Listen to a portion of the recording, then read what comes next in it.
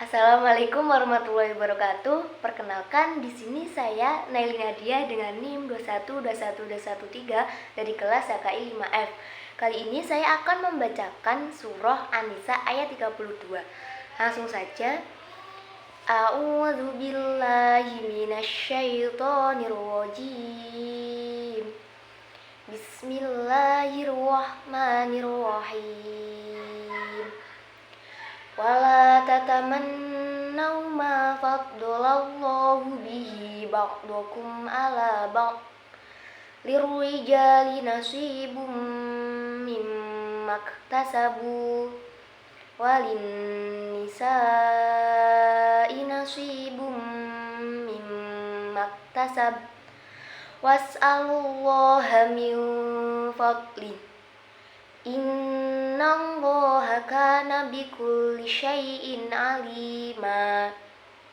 Langsung saja, penjelasan dari ayat ini tuh mengenai surah An-Nisa ayat 32, larangan bersikap dengki dan perintah untuk selalu memohon anugerah kepada Allah.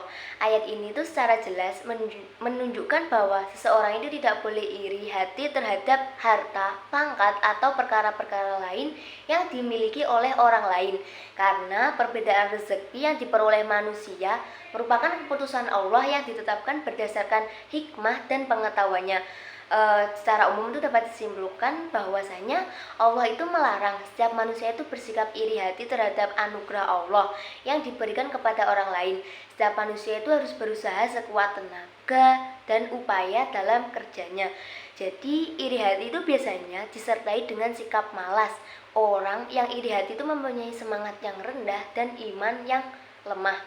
Renungan yang dapat saya ambil dari ayat ini adalah: jadilah orang itu yang selalu bersyukur atas nikmat Allah, entah itu nikmat kecil atau mungkin nikmat besar, tetaplah harus disyukuri. Karena kalau kita itu merasa kurang akan merasa atau mungkin akan timbul perasaan iri dan dengki terhadap nikmat orang lain. Karena kalau menurut saya itu nikmat yang paling besar itu adalah nikmat sehat ya. Karena nggak semua orang itu punya mungkin dikasih Allah kesehatan. Lanjutannya dari surah At-Tolak ayat 7. A'udzu billahi minasyaitonir rajim. Bismillahirrahmanirrahim. Liyunfiq du sa'atim min sa'atim wa man qudira alaihi rizquhu falyunfiq mimma atahu Allah. La yukallifullahu nafsan illa ma ataha. Sayaj'alullahu ba'da usri yusra. Langsung saja penjelasan dari surah At-Tolak ayat 7. Mengenai ayat ini tuh, hendaklah bapak atau wali anak itu memberikan nafkah sesuai kemampuan, kekuatan, dan kesanggupannya. Barang siapa yang miskin atau mungkin disempitkan rezekinya, hendaklah ia itu memberikan nafkah dari rezeki yang diberikan oleh Allah Subhanahu wa Ta'ala kepadanya sesuai dengan kemampuan masing-masing. Allah itu tidak membebani hambanya, melainkan sesuai dengan rezeki yang Dia berikan kepadanya. Allah juga tidak membebani orang miskin untuk menafkahi istri dan keluarganya seperti orang kaya yang melebihi batas kemampuan dan kesanggupan kondisi ekonominya. Allah itu menjadikan keluasan, kelapangan, dan kecukupan setelah kesempitan dan kekurangan. Ini adalah janji Allah, dan janjinya itu pasti hak dan benar dan pasti ditepati. Renungan yang dapat saya ambil dari ayat ini itu adalah jangan menyamakan kemampuan kita sama seperti kemampuan kita ke orang lain, karena harga diri dari seorang laki-laki itu adalah dilihat dari bertanggung jawabnya, mulai dari menafkahi, mendidik, membangun keluarga yang harmonis. Mungkin soal nafkah itu bisa semampunya, karena kalau kita lihat juga tiap orang juga mempunyai ekonomi yang berbeda-beda.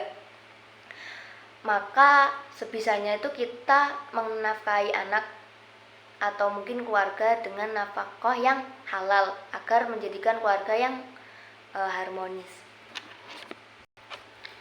Lanjut dari surah Al-Isra ayat 23.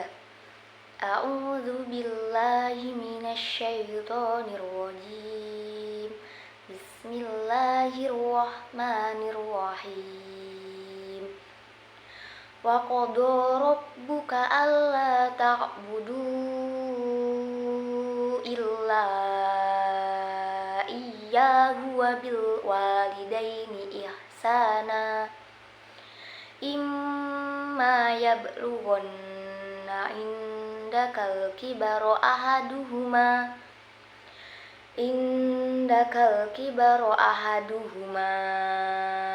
aw kilahuma fala taqullahuma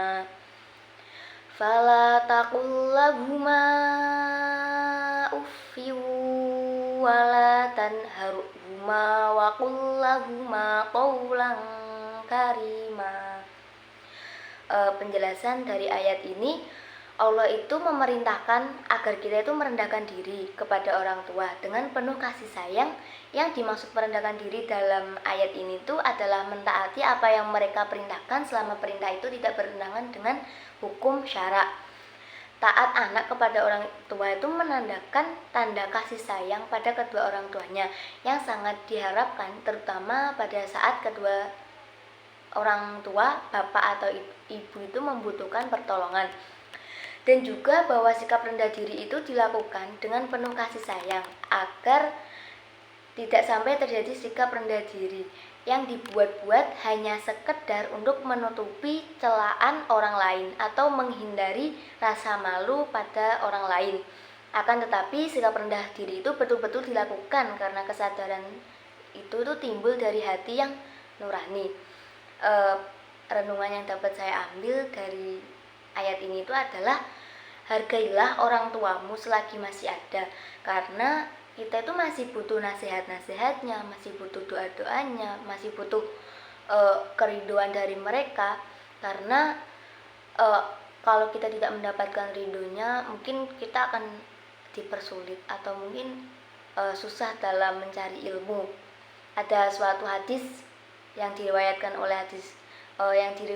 oleh Imam Tirmidzi yang berbunyi ridallahu fi ridul walidain wa sukhtullahi fi sukhtil walidain, yang artinya ridhonya kedua orang tuamu itu ridhonya Allah itu terletak pada ridhonya kedua orang tuamu, dan murkanya Allah itu terletak pada murkanya kedua orang tua. Lanjutan surah Al-Baqarah ayat 223. A'udzu billahi minasyaitonir rajim. Bismillahirrahmanirrahim. Nisa'ukum harsul lakum fa'tu harsakum anna syi'tum.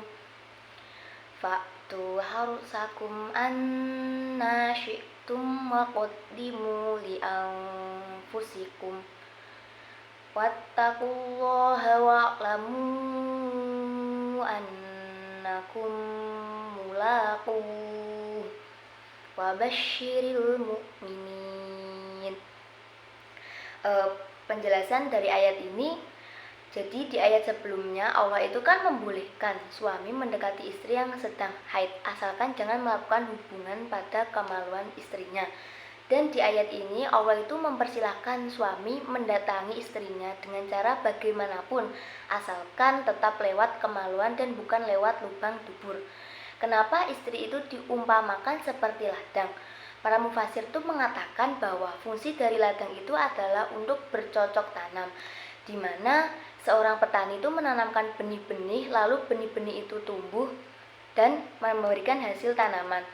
Maka seorang istri itu dalam hal ini diibaratkan seperti ladang. Ketika suami menyetubuhinya seperti sedang bercocok tanam, menanamkan benihnya yaitu air mani, maka benih itu pun tumbuh di dalam rahim istri dan akhirnya melahirkan seorang anak.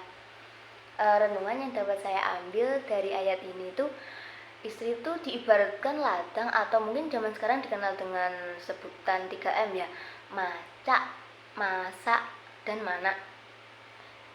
Padahal di zaman sekarang perempuan itu tidak hanya mencakup 3M, karena di zaman sekarang itu sudah banyak cewek yang mandiri, dimana dia itu bisa menyelesaikan program pendidikan tinggi atau mungkin bisa sampai sarjana, dan dia tuh rela bekerja dan bergaul dengan lingkungan di sekitarnya.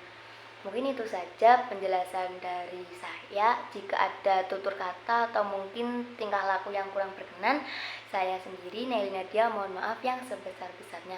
Wassalamualaikum warahmatullahi wabarakatuh.